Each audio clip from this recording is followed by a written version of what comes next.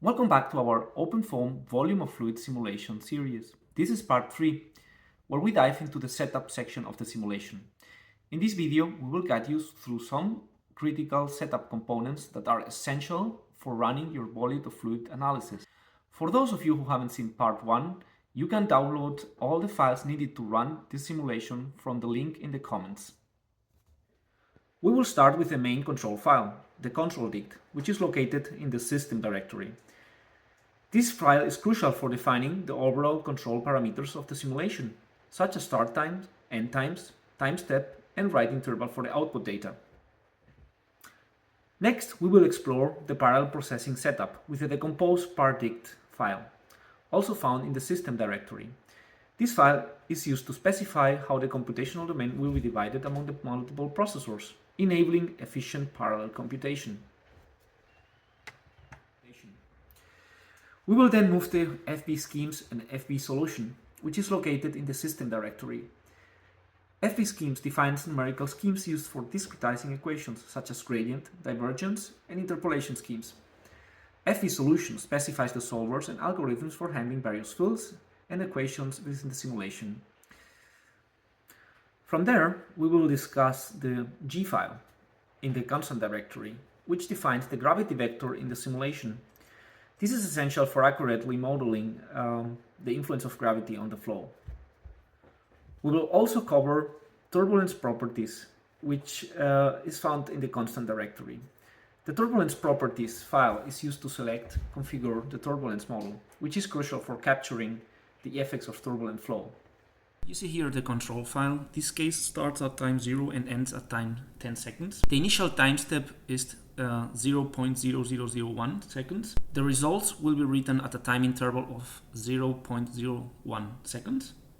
In the function section, we will put all the variables that we will want to see during the simulation and we will want to record later to post-process and analyze. The variables we want to monitor are the min and max values of the pressure, the hydraulic pressure, the velocity, and the proportion of water in the domain.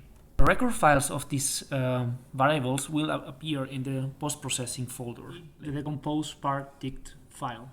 As you see, we can enter here the number of processors we want to use to make our calculation. The FV schemes dictionary is where we set all the discretization schemes in OpenFoam. This dictionary contains information which is related to the schemes for the different terms which appear in the governing equations. The discretization schemes can be chosen for each discretization term. DDT schemes refers to the time discretization. Grad schemes refers to the gradient term discretization. Diff schemes refers to the convective term discretization. Laplacian schemes for Laplacian term discretization. Interpolation schemes refers to the method used to interpolate values from the cell centers to the phase centers. The keyword SN grad schemes refers to the discretization of surface normal gradients, which are evaluated at the phase of the cells. In our case, we have used the Euler method for the time discretization. For the gradients, we have used Gauss linear and cell-limited Gauss linear. For the divergent schemes, we have used different Gauss linear methods and some specific methods for volume of fluid simulation. For the Laplacian schemes, we have used Gauss linear corrected. For the interpolation schemes, just the linear interpolation. For the SN grad schemes, we have used the corrected method. The equation solvers, tolerances, and algorithms are controlled in the dictionary FV solution. In this dictionary is where we tell OpenFoam how to crunch the numbers. The solver subdictionary specifies each linear solver that is used for each equation being solved. The linear solvers distinguish between symmetric matrices and asymmetric matrices. Normally, if you forget to define a linear solver or use one which is incompatible, OpenFoam will let you know. The syntax for each entry within the solvers uses a keyword that is the word relating the variable being solved in the particular equation and the options related to the linear solver. For alpha water in our case, which is the volume fraction of water in the simulation and all related variables, we are using some correctors, specific correctors for volume of fluid simulation, and then we are using the PBE-CGS step solver with a preconditioner DLU. For the P-core and P-core final, which is the pressure, we are using the PCG solver with a preconditioner DIC. For PRGH, which is the pressure minus the static pressure due to the gravity, we are using the solver PGC and the preconditioner DIC. And for the RGH final, we are using a relative tolerance equal to 0.